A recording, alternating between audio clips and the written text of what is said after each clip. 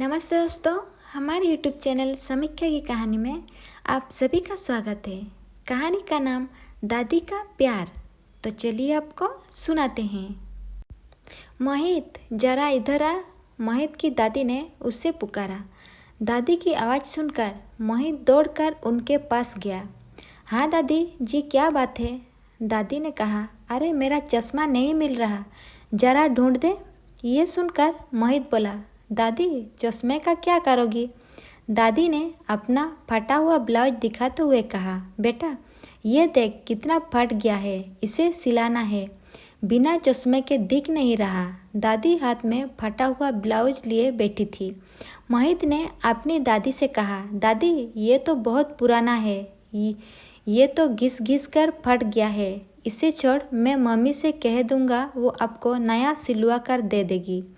दादी की आंखों में एक उदासी छा गई। वो बोली, नहीं बेटा, अपनी मम्मी से कुछ मत कहना, नहीं तो मुझे 10 बातें सुना देगी।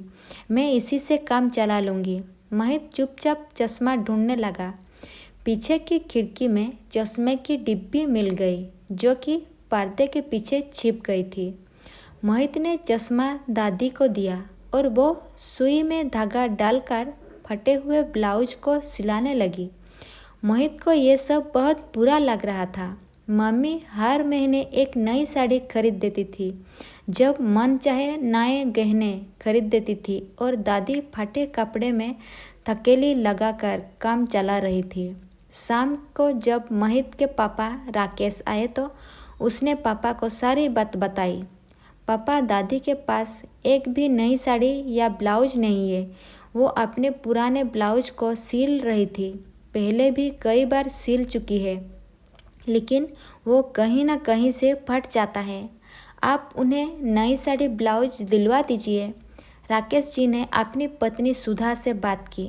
सुनो, माँ के लिए एक साड़ी ब्लाउज ला देना।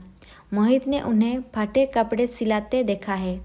सुधा गुस्सा होते हुए बोली, तुम्हारी माँ तो जानबूझकर बच्चों को दिखाने के लिए ये सब करती है कि देखो मुझे कितना परेशान किया जा रहा है।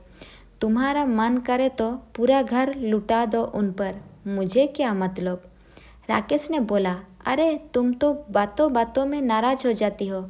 एक साड़ी ब्लाउज में क्या हो जाएगा? वैसे भी अगर फटा ब्लाउज पहनकर वह किसी के सामने आ गई तो हमारी ही बेइज्जती होगी।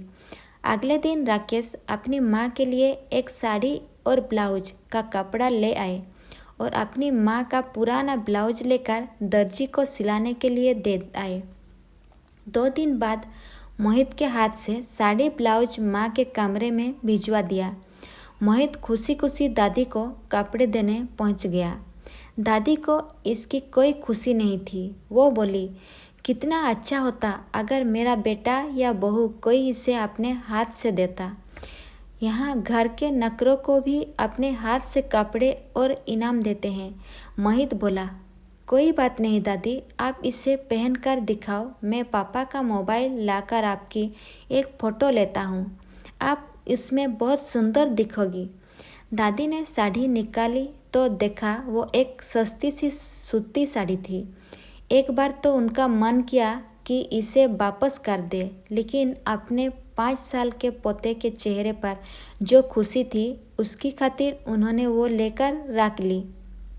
मोहित जिद करने लगा, दादी पहन कर दिखाओ ना। बेटा, कर नहा कर पहुँचूँगी, नया कपड़ा नहा कर पहनना चाहिए। मोहित कुछ देर दादी के पास खेलता रहा, फिर उनके पास ही सो गया। कुछ देर में सुधा मोहित को लेने आई। माँ जी, इस बार तो ये आपके लिए साड़ी ले आए, लेकिन आगे से कोई फरमाइश मत करना, हम आपको रख रहे हैं, यही काफ़ी है। छोटे बच्चे का सहारा लेकर हमें परेशान मत कीजिएगा। बहू, मैंने तुमसे कोई साड़ी नहीं मांगी थी, ले जाओ अपनी साड़ी, मैं जैसे तैसे काम चला लूँगी। इस बात को सुनकर सुधा को और गुस्सा आ गया। पहले तो आप नाटक करती है, आप नखरे दिखा रही है। अब ये साड़ी वापस ले जाऊंगी तो घर में कलेश हो जाएगा। आप ही रखिए इसे। सुधा के जाने के बाद दादी रोने लगी।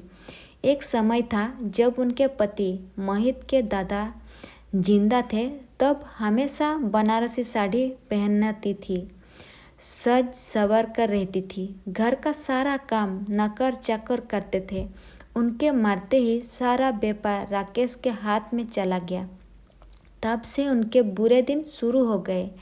अगले दिन मोहित की जिद पर दादी ने नई साड़ी पहनी, जिसे पहनने का उनका बिल्कुल मन नहीं था। उसके बाद दादी मोहित को लेकर मंदिर गई।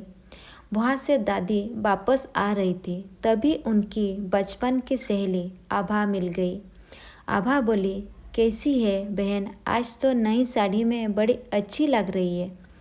दादी आभा के साथ मंदिर की सीढ़ियों पर बैठ गई। मोहित पास ही में खेल रहा था। दादी ने कल की सारी बात आभा को बता दी।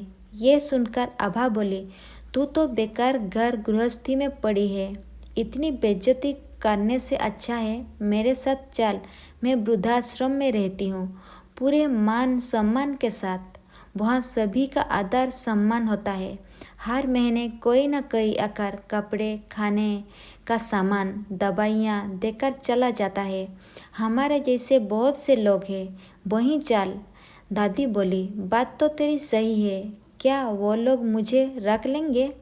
हाँ हाँ, क्यों नहीं, मैं बात कर लूँगी, तू कल आ जाना, जगह तो तूने देखी ही है।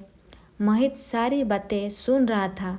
आभा जी के जाने के बाद वो बोला, दादी क्या तुम मुझे छोड़कर चली जाओगी?